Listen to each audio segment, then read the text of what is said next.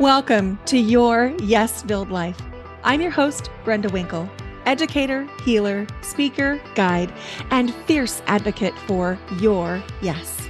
I help sensitive and successful men and women find, reclaim, and live from their full embodied yes. Through empowering you to understand your energetic hygiene, establish healthy boundaries, and heal your nervous system, you'll be able to create your yes-filled life and move through your days with more freedom, more ease, and more joy.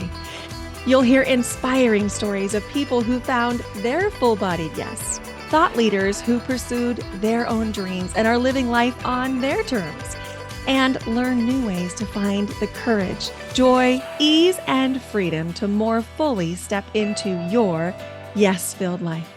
Say no to the good so you can say yes to the great. Join me on this journey to discover your yes-filled life. Whether you're looking to break free from the golden handcuffs, start a new business, find your dream job, or simply live with more intention and mindfulness, I've got you covered. Let's explore the possibilities together and make your dreams a reality. Ready? Let's do this. Let's get you to your yes-filled life.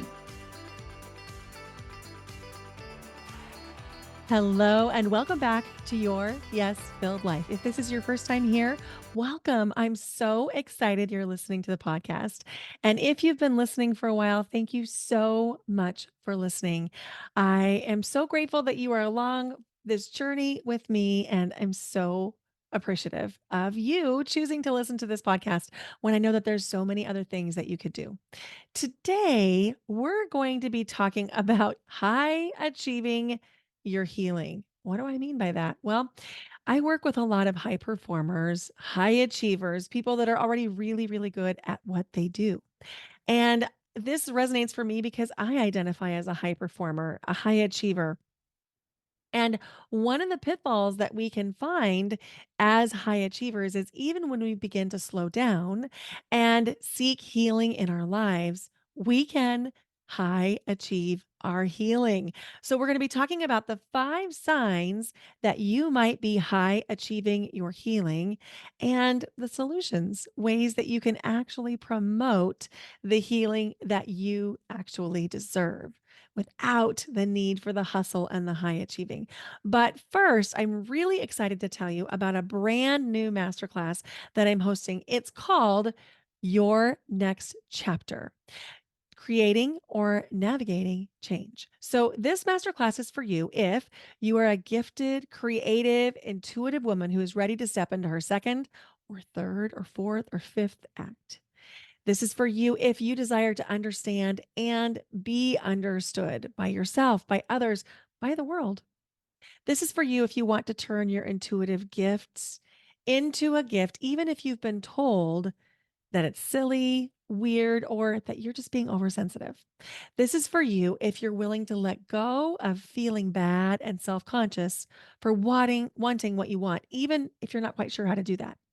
This is for you if you're ready to remember who you really are and help others do the same because you know you have a calling, even if you aren't sure exactly what that is. If you want to help others not suffer the way that you have suffered. And this is for you if you are navigating or yearning for change, whether that's aging parents, kids growing up, the end of a relationship, wanting to date, that health scare that makes change necessary, a career change, finding a new job, or simply wanting to create something new for yourself, like a book, a podcast, a business, a new hobby, or a commitment to health.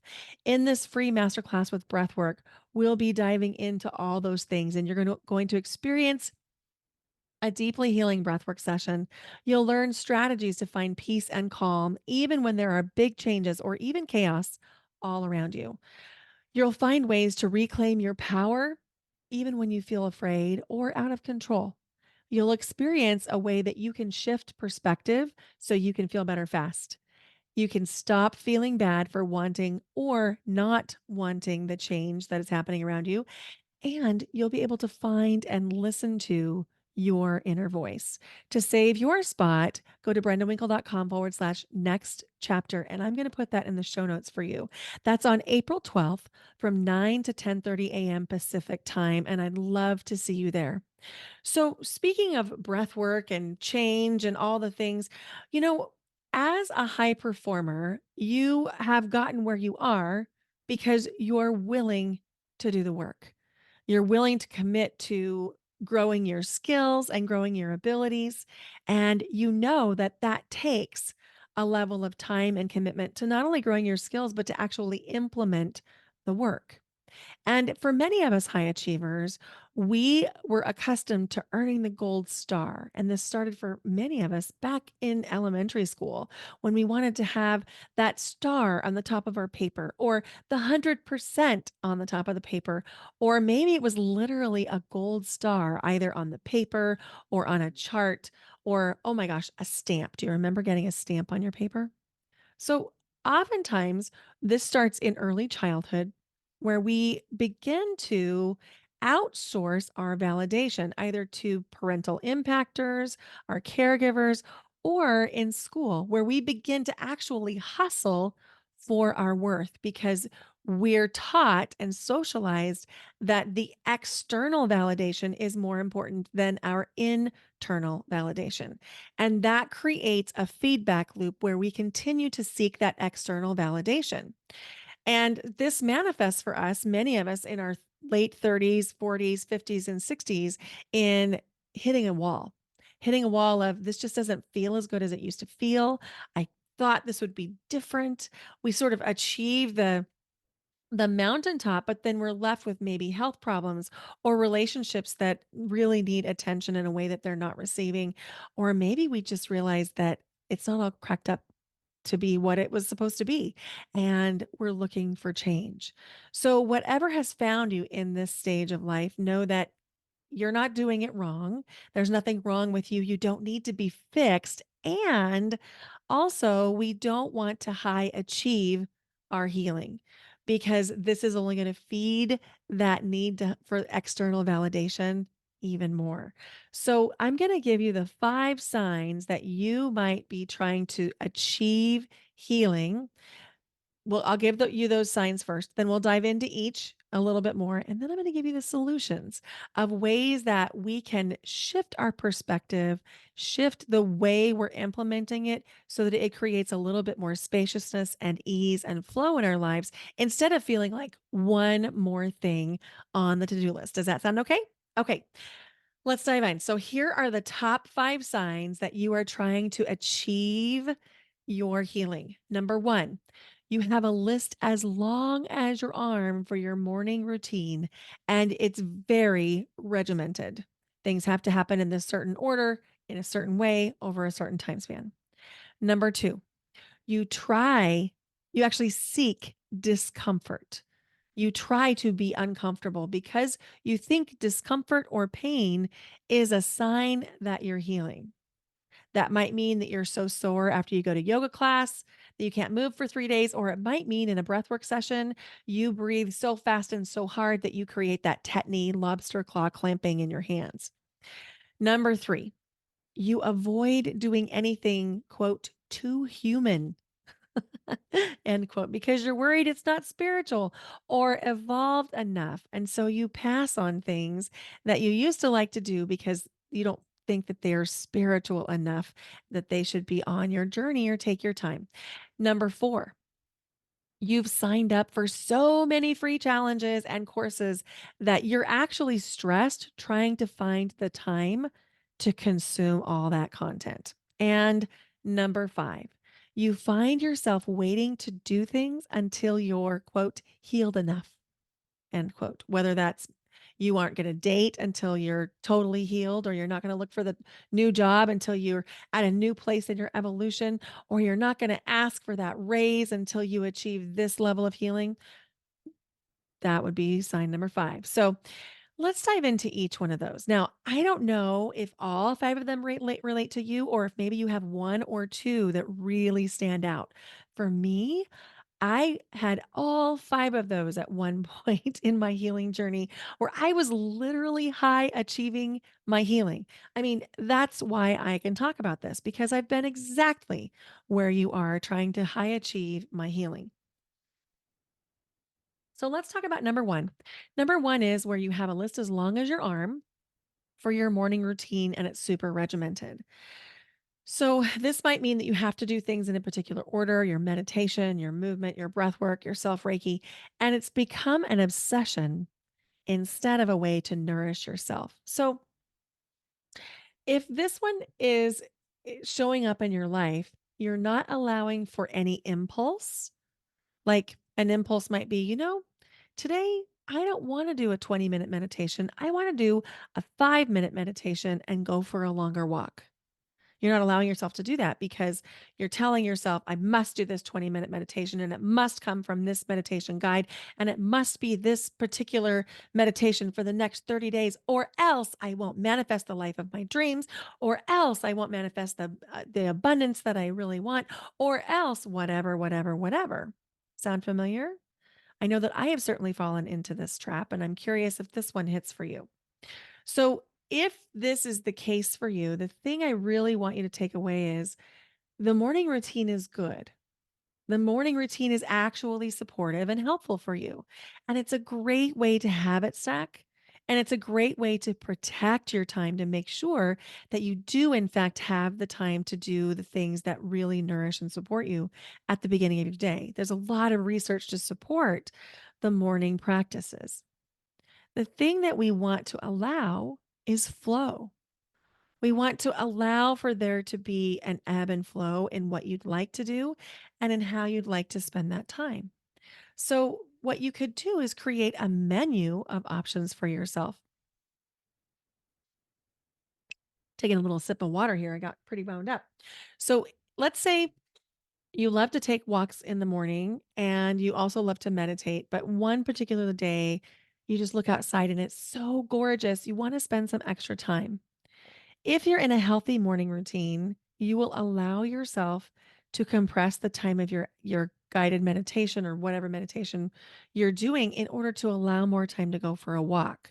Or maybe a walk's not your thing. Maybe you want to allow a little bit more time to stretch your body in a personal yoga practice.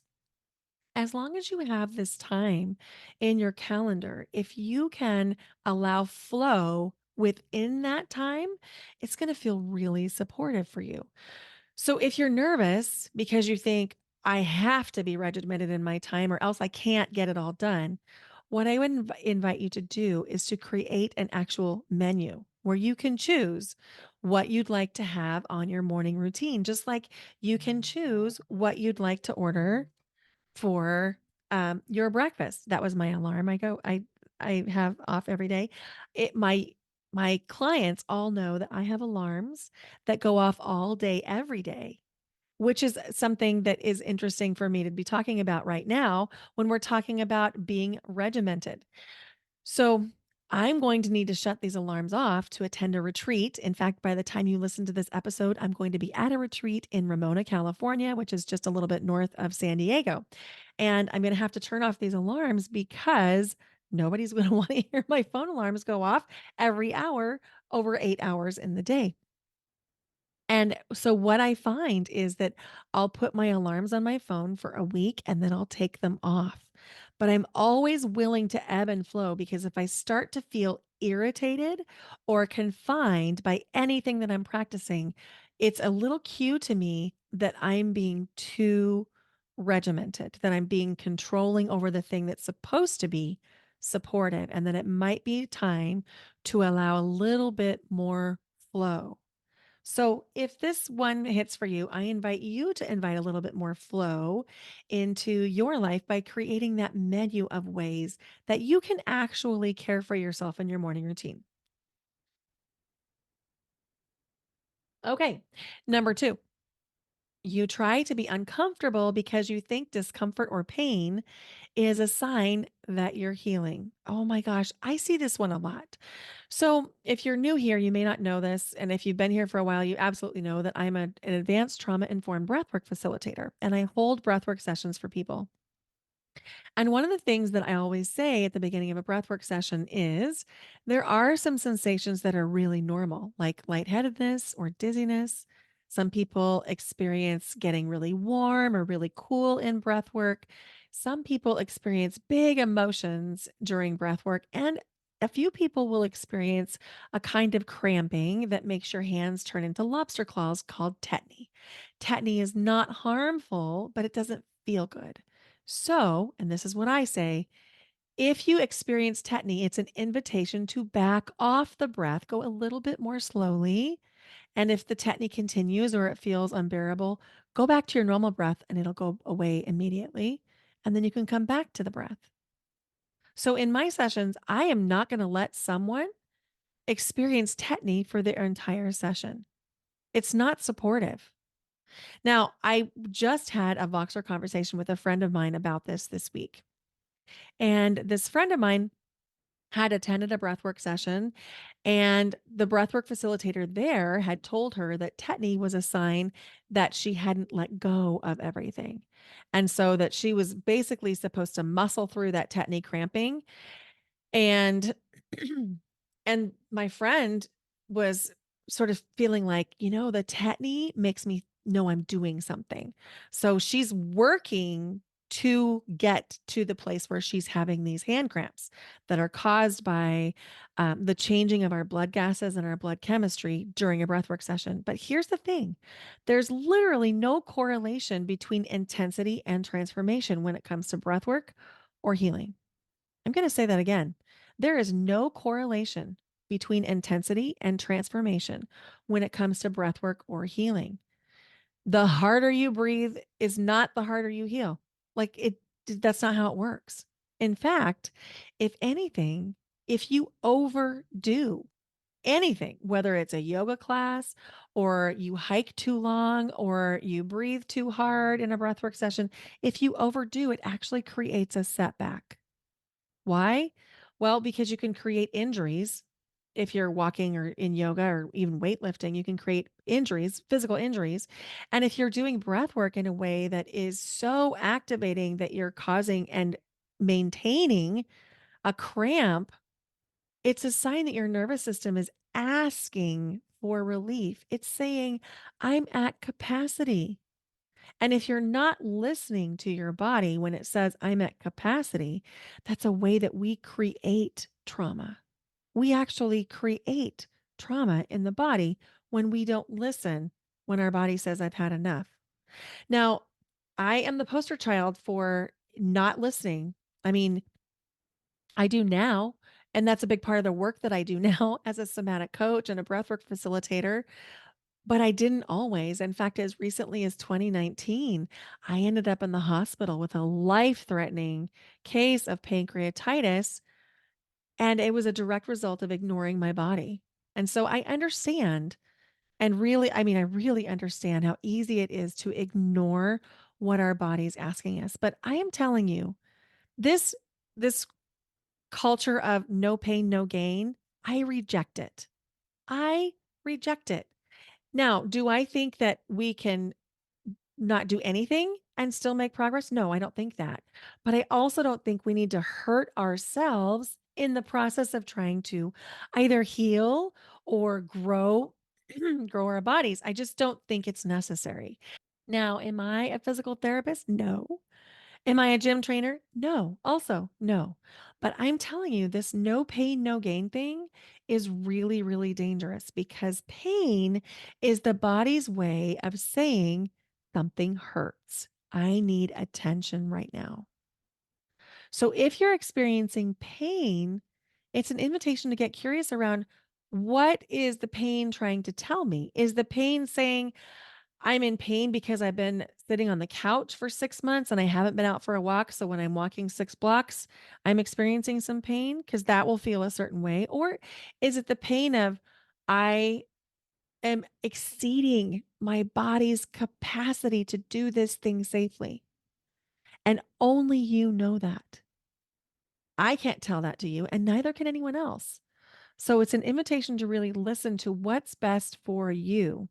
But I promise you, some of the most transformational breathwork sessions that I've experienced and held have been extremely gentle, extremely gentle. There's no correlation between intensity and transformation. Okay, let's take a look at number three. Number three is you avoid doing anything too human because you're worried it's not spiritual or evolved enough. Oh my gosh, I've been there. When I first started my healing journey back in 2007, I sort of thought that the only thing I should be doing was either, going to yoga class or going to my job or going to work on my master's degree. And then after I got my master's degree and I found Reiki in 2015, then I started to think, well, gosh, I should probably just spend time doing yoga or Reiki centered events because that's how I can be really spiritual. Well, that worked for a while, but then I found myself missing the things that I really love, like dance or movies or just reading a trashy novel like Discovery of Witches, for example. Oh my gosh, I love that book series. If you haven't checked it out and you're into trashy novels with witches and vampires and demons, I highly recommend Discovery of Witches. It is delightful, delightful, just I mean, I don't even wanna call it trashy because I've read it probably 3 or 4 times and I watched all the movie versions. I really liked it, but at one point in time, I wouldn't have allowed myself to do that because it wouldn't have been spiritual enough. So, if this is you, it's time for you to shake things up and go do something just for the sake of having fun. So, for example, I take private salsa, nightclub two step, bachata, cha cha, and rumba lessons at an Arthur Murray dance studio, and I love it. It is so fun. When I go to the practice parties, I just dance and dance and dance and dance with everybody or anybody who asks me, and it is so fun. Is it directly spiritual? No. And yet also, yes. Why? Because joy is a way that we can expand ourselves. When we feel joy, we're at a high vibration. And the more joy we can feel in any capacity, the more spiritual we have the potential to be. Spirituality shouldn't be just seriousness all the time. And if it is, and that's working for you and that, serves you, makes you really happy, that's your choice. You absolutely get to make that choice for yourself. But in my world, I feel like I have the most connection to the divine when I'm in a state of joy. And so on the way home from my dance class or the dance parties, I am getting downloads from the divine, from my guides, from my angels. And I have so much clarity after having that much fun that a lot of times I'm energized and I'm making like notes in my phone, audio notes on my phone on my way home. And that's where a lot of my good ideas come is either right after dance class or right after the dance party. And it's direct response to joy.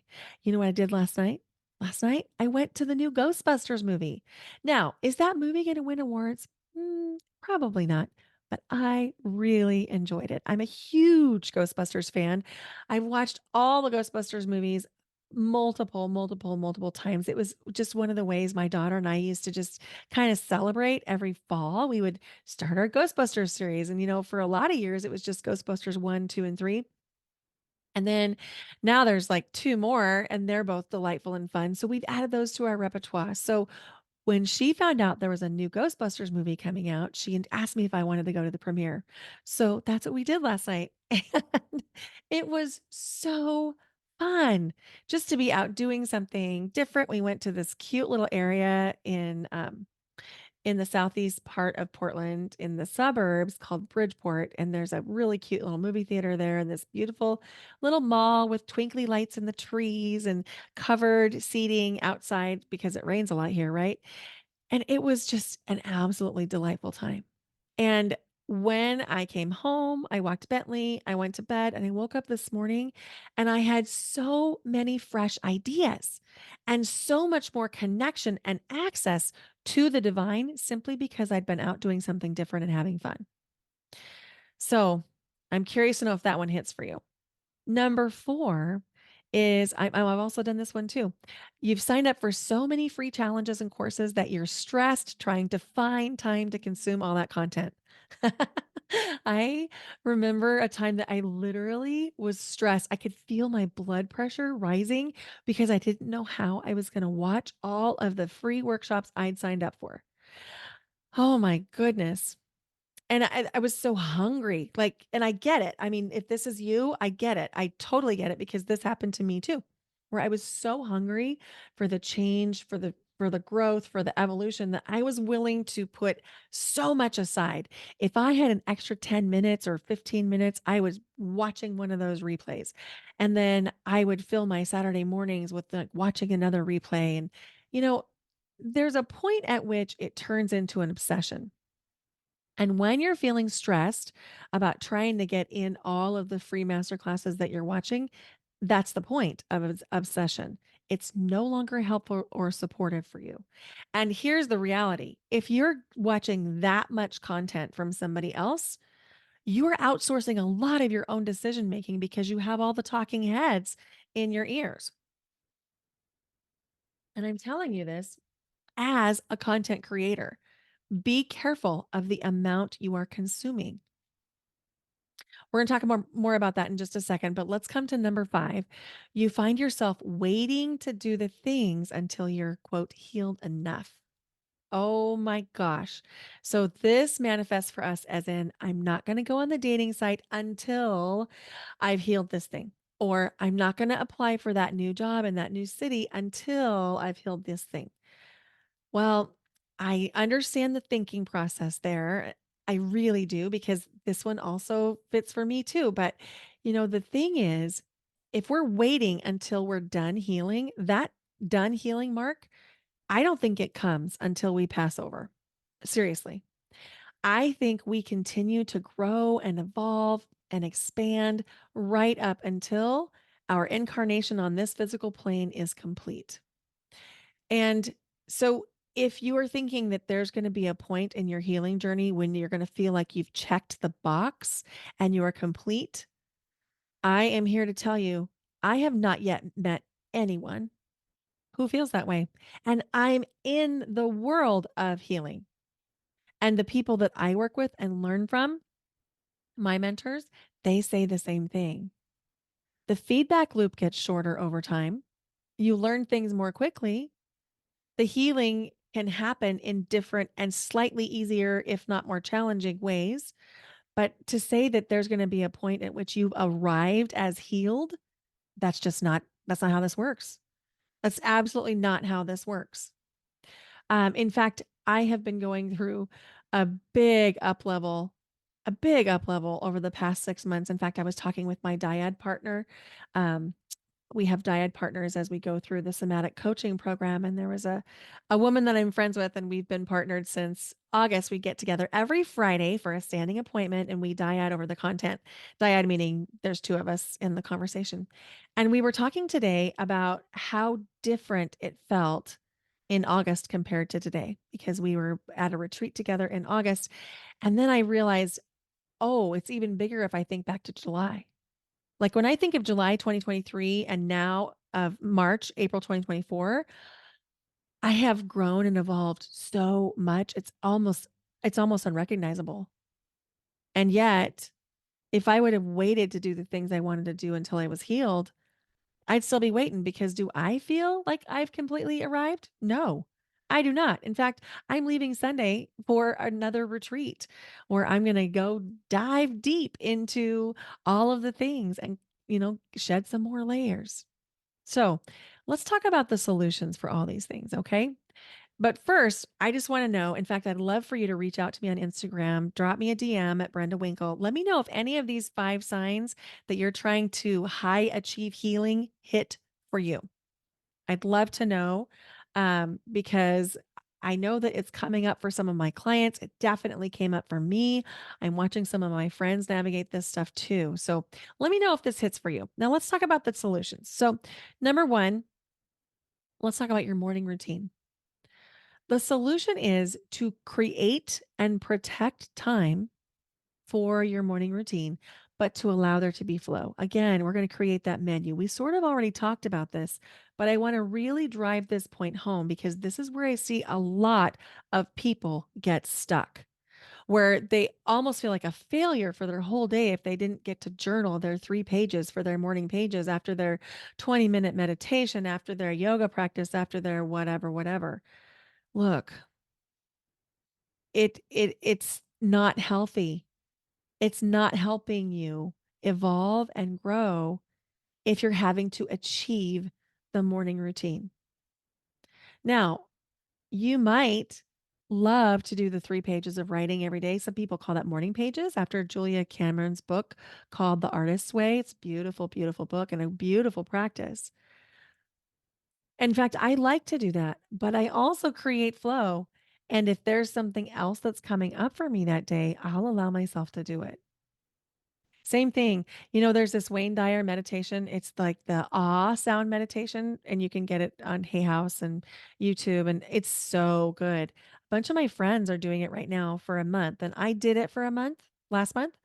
And then I realized, oh my gosh, I'm like muscling through this meditation. I'm twitchy. I can't keep my thoughts, on it because I've done it too many times. And so I gave myself permission to change out of that meditation and choose something different, even though a bunch of my friends are still doing that on meditation. And I invite you to do the same thing for yourself with your morning routine. Give yourself permission to actually decide and feel into what's going to be supportive for you today. Because what's supportive for you today may not be supportive for you tomorrow. But what's supportive for you today? And then do that thing with no guilt, no apology. Number two, thinking that you have to be uncomfortable in order to heal. Remember, there's literally no correlation between intensity and transformation. In fact, if you find yourself, and I'm not talking about lifting weights because that would be something different and you and your trainer can figure that out. I'm not going to tell you how to do that. That's not my expertise. But in any other capacity, if you're feeling like you have to muscle your way through, you're doing it too hard. Back off, do a little bit less. This applies to your self Reiki practice every day. If you are hell bent on getting your Reiki done every day and it's stressing you out because I got to do my Reiki, that's not supportive. That's not what Reiki is supposed to be. Same thing with your breath work and your tetany. If you're taking yourself into that cramping state because you're breathing so intensely, it's time to listen to the body and remember that you get to have pleasure and comfort, and not everything has to be hard. We don't have to hustle and achieve for us to be able to achieve healing. That sounded weird. I think you know what I mean, though, right? Okay. Number three, this was if you avoid anything too human. So, the thing I want you to remember is having fun and experiencing joy is spiritual. We are here to expand the universe, and joy and fun are beautiful ways to do that. And they also will help you generate new ideas, new solutions, and they'll help you change your perspective on things that maybe just need a fresh eye on.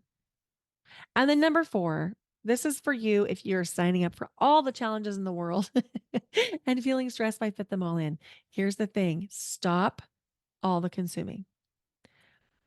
Create some white space in your schedule where you're not doing or consuming or achieving anything, where you can just be. And that includes my content. I mean, if you're achieving or trying to overconsume my content, create some white space. Seriously, you'll be amazed at what just a little bit of white space can do for you. And then, I heard once, and I believe this, you're either a content creator or you're a content consumer. So if you want to create content, whether it's write the book, start the podcast, develop the course, whatever that might be, If you're busy consuming a lot of other people's content, you are cutting down your ability to create content. In fact, I would invite you to unfollow a bunch of people on your social media that are doing the same thing that you do so that your ideas are actually original. I don't follow very many people who are doing the same work that I do. And if I do follow them because they're my friend and I want to stay connected to them, I have them on mute. Sorry, friends. I just outed myself there. But the thing is, I want to create original content. And I know that in order to do that, I cannot consume the content of other people because uh, I was going to say amalgamize, but that's not what I meant. It will alchemize in my brain as something kind of new, but it will also be a little bit of a carryover from them. So if you want to create content, you'll need to limit how much you are consuming. And if you're not creating content, I still invite you to create white space. We all deserve a little bit of white space in our lives. And number 5, if you have been waiting to do the things until you're healed, okay, here's the thing. Stop waiting. Stop. Stop it. Stop today. Give yourself credit for what you've done. This is the piece that a lot of people, including me, do. We forget to give ourselves credit for all we've accomplished, all we've healed, all we've overcome. So here's an invitation. Start putting little notes to yourself in a jar.